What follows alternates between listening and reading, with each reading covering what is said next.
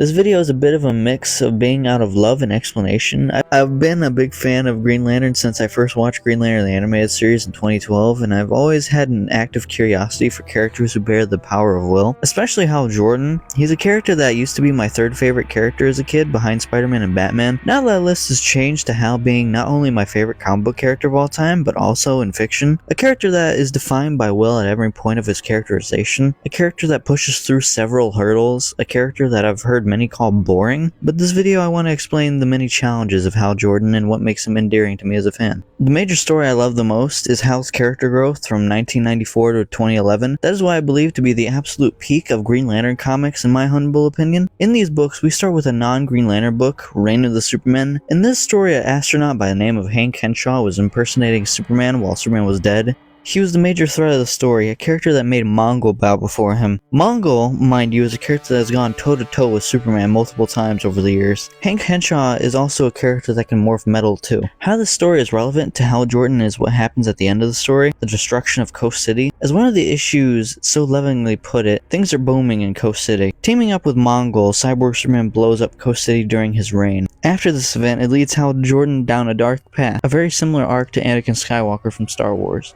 my favorite Star Wars character. But funnily enough, Emerald Twilight, the story where Hal Jordan goes down this dark path, came out a full decade before the Star Wars prequels, and right before George Lucas began writing them in '94, the same year as Emerald Twilight. I'm not making any assumptions about George Lucas ripping off DC for the arc, because obviously not. It's a similar arc, but there is no relation at all. But in Emerald Twilight and Hal Jordan's grief of losing everyone he loves except Carol Ferris in Coast City, he does something irrational. He goes to Oa and kills several Green Lanterns in a quest to get the central power battery. His plan was to take all the power in the central power battery and to rebuild Coast City out of his sheer willpower, except only one stood in his way after he laid waste to several Green Lanterns, an old adversary, Sinestro. Hal Jordan would kill Sinestro in his quest. At first this seems like a complete character assassination, right? Well, at the time it was. Until there would be a game-changing retcon in 2004 by a little-known writer named Jeff Johns. But I'll be there soon. But what would happen next is there would no longer be Hal Jordan, only Parallax. As Parallax, he'd go to Coast City. In the meantime, in a desperate attempt, Ganthet, one of the Guardians, would send one power battery out to find a new Green Lantern. Essentially our Luke Skywalker character. Kind of. The power battery would end up choosing a human on Earth by the name of Kyle Rayner. Kyle Rayner I'd very much describe as our Luke Skywalker character, like I said, but also as DC's Peter Parker. He's a comic book artist from New York who is a young, charismatic adult. He's my second favorite Green Lantern behind Hal Jordan. He's just the single most well-written. He's also been a Titans member a couple times too. Before he'd face off against Hal Jordan, he'd have a few adventures. The most notable part being the death of his girlfriend, where she's murdered and stuffed into a fridge. Eventually, Hal Jordan would fight Kyle Rayner. Kyle Rayner gets to help with the Justice League, where they take down Parallax. He'd return again for Final Night, where he would sacrifice himself. Eventually, Hal Jordan would be reborn as the Spectre, the spirit of God's wrath. He'd have a good conversation with Abin Sur, which I really like, as the Spectre. In the meantime, Kyle Rayner would be the primary Green Lantern in DC Comics until 2004. Hal Jordan was reborn. Green Lantern Rebirth. In this story, Hal Jordan is trying to get a grasp on life again. It is revealed that Parallax was not completely Hal Jordan, but rather Hal Jordan possessed by an alien parasite called Parallax. Now in DC continuity again, the shadow of Parallax literally and figuratively still haunts Hal, but there's still another ghost in Hal Jordan's closet joining him, the Spectre. Hal has to struggle with both of these ghosts in his mind. One, a spirit of justice, and the other, a parasite of evil, the angel and devil on his shoulder. Sinestro, due to some typical comic shenanigans, is alive again, but in this story, the Parallax entity would leave Hal Jordan and join Sinestro. This will spark the first seed for Sinestro Core War. Due to Sinestro and Parallax joining each other, they will create a new core centered on fear, with the corpse following the Book of Parallax. This book tells the tales of all in the core, even some background on Sinestro in this new timeline. In this time, it's revealed that Hal Jordan discovered that Sinestro ruled his sector as a dictator. Hal Jordan, after discovering that, rats Sinestro out to the Guardians. That's only part of the puzzle on why Sinestro hates Hal Jordan. Another reason is that, well, Hal Jordan replaced his friend Abin Sur as a Green Lantern. Abin Sur was a very instrumental part of Sinestro as a Green Lantern, being his mentor, but also family. Sinestro dates Erin Sur, who is Abin's sister, eventually having a child with Erin named Suranik Natu. Sinestro believes that Hal is lesser than Abin. Sinestro always toys with Hal out of spite as a Green Lantern, but the odd thing is Sinestro has a respect for Hal Jordan too. His feelings towards Hal are of a mixed variety. One minute Sinestro will be Hal Jordan's biggest threat, but the next they're forced to work together and they operate effectively. Sinestro values Hal Jordan's ability, but they'll always be on opposing sides due to their opposing morals.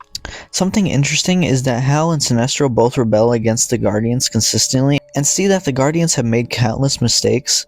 Sinestro just takes his rebellion further by creating his own corps, believing he can protect the galaxy far better than the Guardians can. Hal Jordan at the beginning of his career isn't as rebellious until he has his co-star book with the Green Arrow. Hard Traveling Heroes is a great book for seeing Hal Jordan's character as well. He starts out as a non-questioning character, following what the government / the Guardians tell him. In this book, Hal is faced with the grim reality that while he's been fighting evil in space, listening to the Guardians, he's ignored his responsibility to Earth's abused community. He's given this wake-up call by a man on the street who tells him, "I've been reading about you, how you worked for the Blueskins, and how on a planet someplace you helped out the Orange Skin. And you done considerable things for the Purple Skins, only their skins you never bothered with, the Black Skins. I want to know, how come? Answer me that, Mr. Green Lantern." This is a huge wake-up call for Hal Jordan. He starts to break down what's happening to this group of people due to a landlord and takes him down. With Ollie, who first showed Hal what was going on, they begin to go around the country on adventures dealing with different issues. The Guardians send down Ganthet to learn about what's happening. On these adventures, it opens Hal's eyes to the real issues with our country at the time. It's aged very well for the most part. That arc of transforming Hal Jordan from government kiss-ass to a rebel is one I greatly appreciate and love.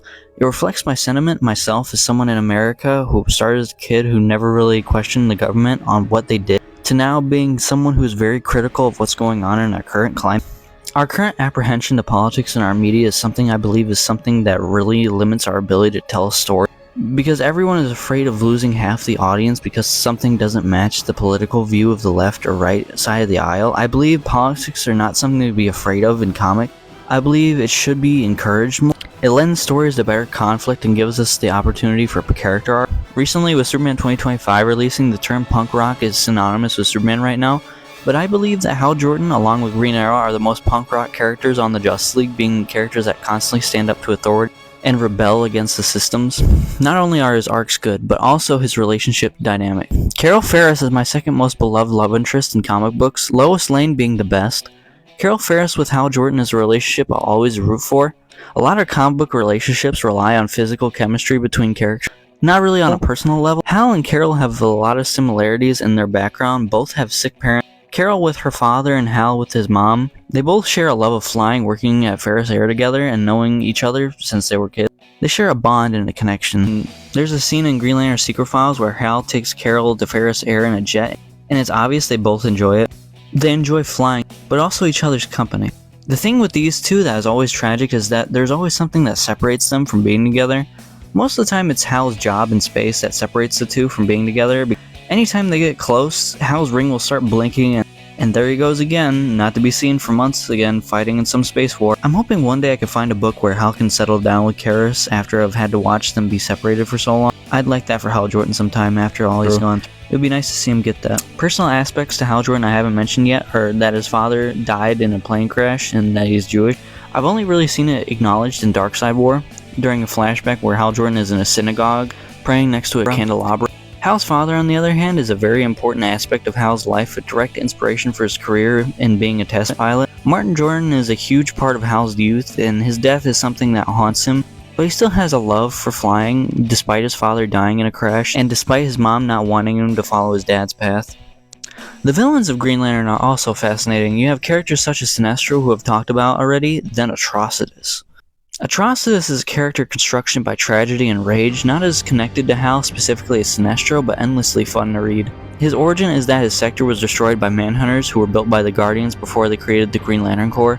ATROCITUS had to watch everyone around him die, slaughtered by robots who decided that emotional beings should be destroyed. ATROCITUS with the 5 inversions harnessed the power of the red light, which created the Red Lantern Corps. In addition to ATROCITUS, I also like from Green Lantern the animated series, where the Red Lantern Corps is depicted as religious and their devil is the guardians of the universe, with the demons being the Manhunters. As the Book of Rage tells us, lies tumbled from their mouths. They said, "Kneel before us, and you will want for nothing." But we would not worship them, and their wrath was deep and terrible.